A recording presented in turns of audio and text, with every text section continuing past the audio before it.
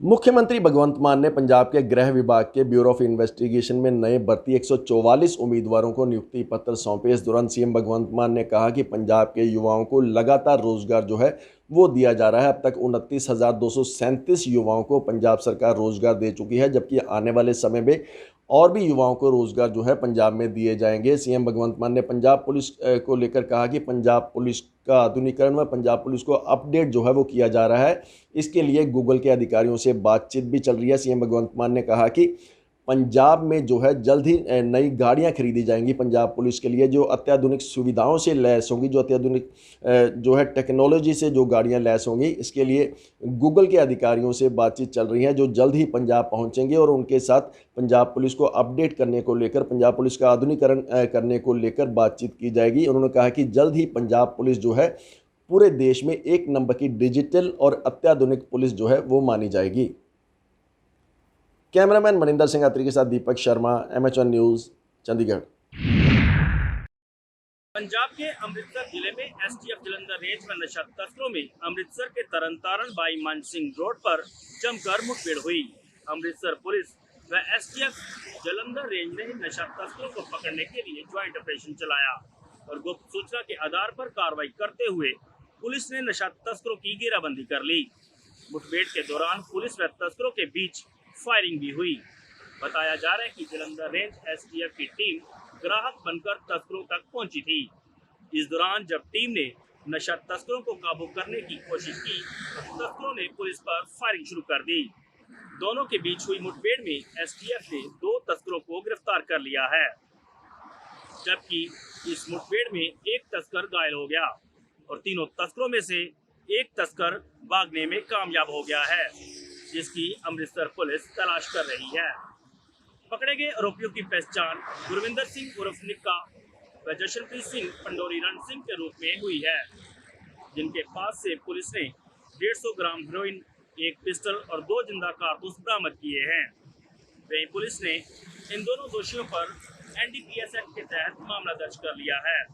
अब देखना होगा कि पुलिस रिमांड के दौरान इन दोनों तस्करों से और क्या राज निकलकर सामने आएंगे। वीडियो जर्नलिस्ट भरत के साथ ध्यानचंद, MH1 प्राइम, अमृतसर।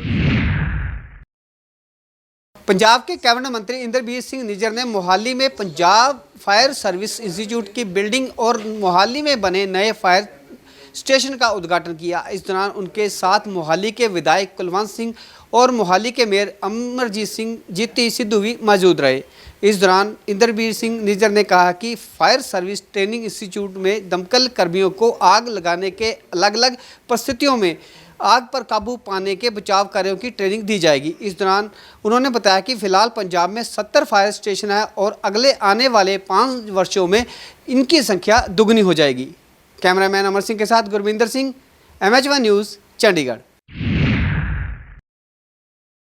अंबाला से सांसद और पूर्व केंद्रीय राज्य मंत्री रतनलाल कटारिया को आज राजकीय सम्मान के साथ अंतिम विदाई दी गई। इस दौरान हरियाणा के मुख्यमंत्री मनोहर लाल, केंद्रीय मंत्री गजेंद्र शेखावत और हरियाणा के गृह मंत्री अनिल विज, कंवरपाल गुर्जर समेत तमाम हरियाणा के दिग्गज नेता इस दौरान मौजूद रहे। आपको बता दें कि रतनलाल कटारिया के जितने भी कार्यकर्ता थे वे भी इस दौरान मौजूद रहे। इसके साथ ही उनके जो हरियाणा के नेता हैं उन्होंने मीडिया से बातचीत करते हुए कहा कि उनके रतनलाल कटारिया के साथ बहुत अच्छे संबंध थे। इसके साथ ही उन्होंने कहा कि वे एक ऐसे व्यक्ति थे जो अपनी बात बहुत निडरता से सबके सामने रखते थे। इसके साथ ही लोगों के मुद्दे भी वो बिना किसी हिचक के उठाते थे। संसद के अंदर उन्होंने अंबाला से जुड़े तमाम मुद्दों को वहाँ पर उठाया और लोगों की जो भी बातें हैं उनको आगे सरकार तक पहुँचाया। इसके साथ ही वहाँ पर आए लोगों ने उनको श्रद्धांजलि देते हुए कहा कि उन जैसा व्यक्ति का आज खो देना भारतीय जनता पार्टी के लिए एक बहुत बड़े एक व्यक्ति को भारतीय जनता पार्टी ने आज प्रदेश भर के अंदर खो दिया है और ऐसा व्यक्ति उन्हें फिर दोबारा वापस नहीं मिलेगा। आपको बता दें कि हरियाणा के मुख्यमंत्री मनोहर लाल ने भी मीडिया को बयान देते हुए कहा कि राष्ट्रीय सेवा संघ से पहले उनकी शुरुआत हुई, उसके बाद अम्बाला के वे 3 बार सांसद रहे रतनलाल कटारिया, इसके बाद एक बार वो विधायक भी रहे और प्रदेश अध्यक्ष भी रहे। तो ये कहा जा सकता है कि एक बहुत लंबी हिस्ट्री के साथ रतनलाल कटारिया के जो पूरा ये कहा जाता है उनका पूरा वर्तमान जो उनका जो पास्ट था वो पूरा एक बहुत लंबी हिस्ट्री थी, जिसके अंदर उनको कई पदों के साथ उन्हें नवाजा गया। इसके साथ ही उन्हें केंद्रीय राज्य मंत्री भी 2019 के अंदर बनाया गया।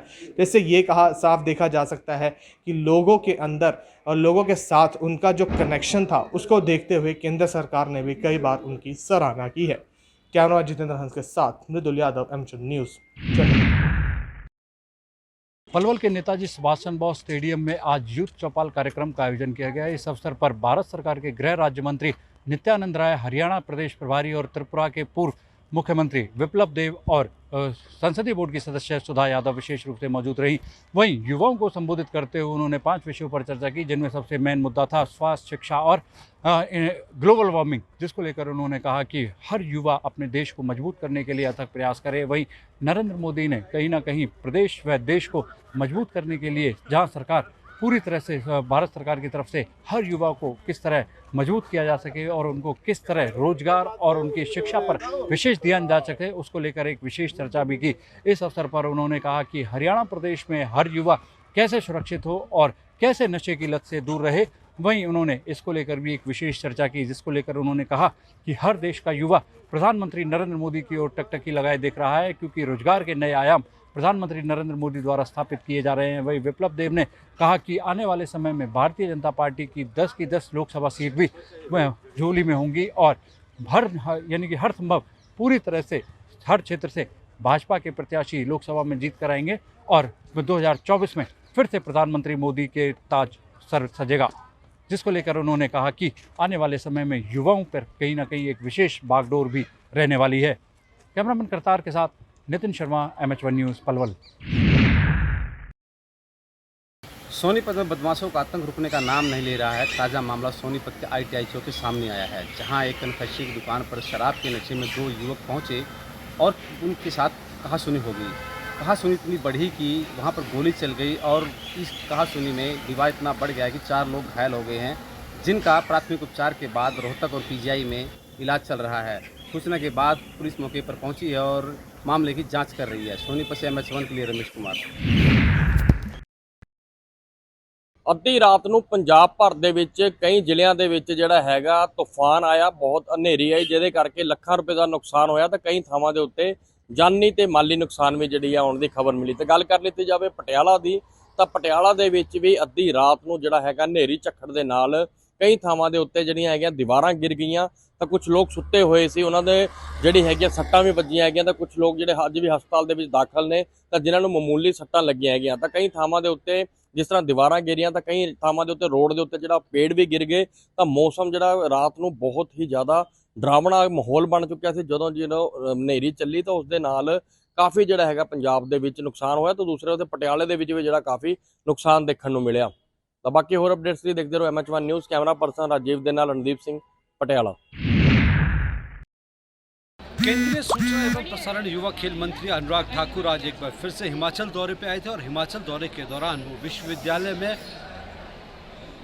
हमीरपुर एसोसिएशन ऑफ फेडरेशन के तहत कार्यक्रम में शिरकत उन्होंने यहाँ पे की। और उन्होंने इस कार्यक्रम के दौरान जहाँ हमीरपुर से जुड़ी संस्था के लोगों को, बच्चों को जो है यहाँ पे बधाई भी दी इस परियोजन के लिए। और साथ ही साथ उन्होंने विश्वविद्यालय के छात्रों से ये भरोसा भी लिया है कि जिस तरह से पूरे देश भर में नशा बढ़ रहा है और हिमाचल प्रदेश भी इससे छूटा नहीं है, तो उसकी रोकथाम के लिए जो है वो युवाओं को एक बड़ा कदम उठाना होगा ताकि हिमाचल प्रदेश नशा मुक्त हो सके। और इसी के साथ अगर बात की जाए जिस तरह से आज ठाकुर अनुराग ने ये भी यहाँ पे कहा है कि एक्सीलेंस ऑफ स्पोर्ट्स जो है वो हमीरपुर में खोला जाएगा, जिसके तहत जो है वो आने वाले समय में नए ओलंपियंस को जो है यहाँ से तैयार किया जाएगा और खेलकूद के क्षेत्र में और कीर्तिमान जो है यहाँ पे स्थापित किए जाएंगे। साफ तौर पे उन्होंने ये यहाँ पे कहा है। और इसी के साथ उन्होंने युवाओं को भरोसा दिलाया कि आने वाले समय में नई अकेडमीज जो है वो हिमाचल प्रदेश में खोली जाएंगी, जिससे जो है युवा नशे के बजाय बल्कि खेलकूद में ज़्यादा हिस्सा ले सके।